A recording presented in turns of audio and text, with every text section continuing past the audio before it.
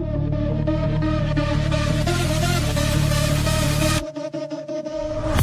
the dark corner of the cyber world, I am the mysterious hacker profiled. Codes are my weapons, exploring the unknown cyber realm. أهلا بيكم في فيديو جديد من سلسلة حلقات AI Coding.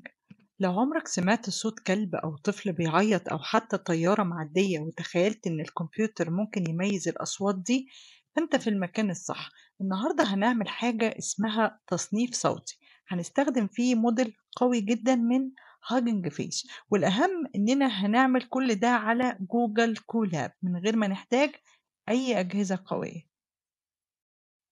أول حاجة بنعملها بنفتح جوجل كولاب وبنكتب بعض الأوامر البسيطة علشان نثبت الحاجات اللي هنحتاجها زي الترانسفورمرز والتورش، وطبعا احنا في الفيديوهات اللي قبل كده عرفنا البيب انستول وهكذا.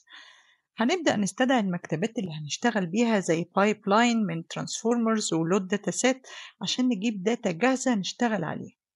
هنجيب داتا اسمها ESC 50، ودي فيها أصوات حقيقية زي كلب وطيارة ومكنسة كهرباء وهكذا، بس هنا هناخد منها أول 10 عينات بس للتجربة.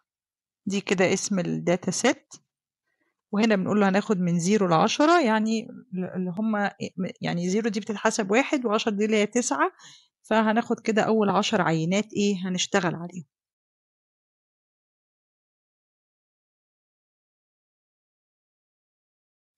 بعد كده بنختار عينة واحدة بس من الداتا ونخزنها في متغير اسمه audio sample.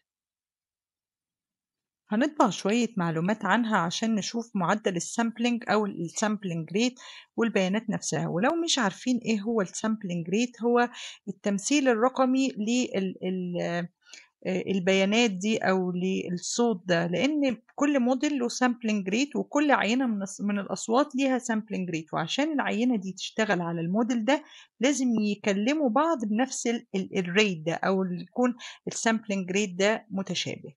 هنلاقي هنا في الاوتبوت في البرنت لما عملنا برنت اوديو سامبل، هتلاقي هنا الداتا سيت اللي عندي ظاهر منها السامبلينج ريت تحت اهو 44100. هو ده كده السامبلينج ريت بتاع العينة اللي أنا بشتغل عليها. هنا هنلاقي بيب انستول اي بايثون.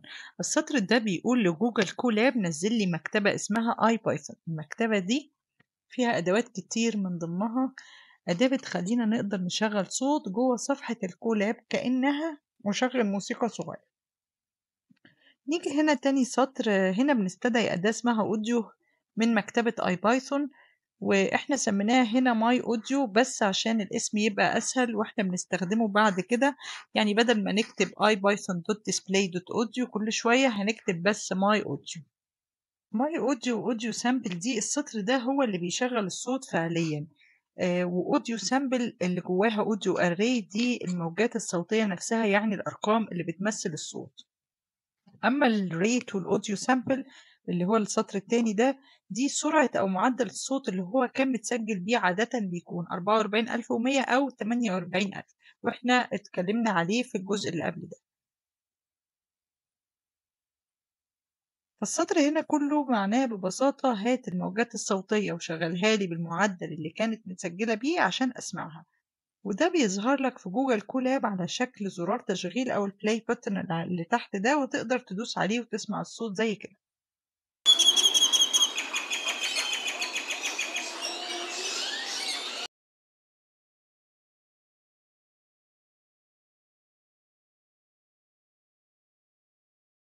وهنا هنلاحظ إن كل ما بنغير الرقم ده كأننا بنشاور له على ملف صوت مختلف، فرقم 2 ده له صوت معين، رقم 3 له صوت معين متمثل بقى في الداتا سيت اللي احنا استعرضناها من شوية.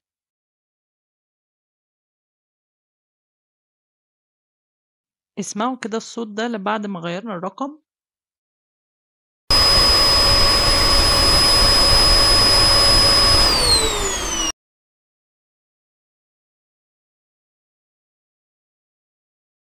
وهنا بعد ما غيرناه مرة تانية.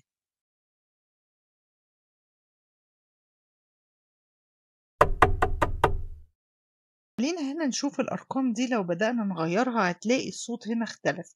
يعني لو رقم 3 بيعبّر عن صوت معيّن، فكل ما هنغيّره ولو رُحنا لرقم 2 أو 0 أو 5 الأرقام دي نفسها بتعبّر على عن أصوات مختلفة زي ما شُفنا في العينة اللي إحنا استعرضناها من شوية.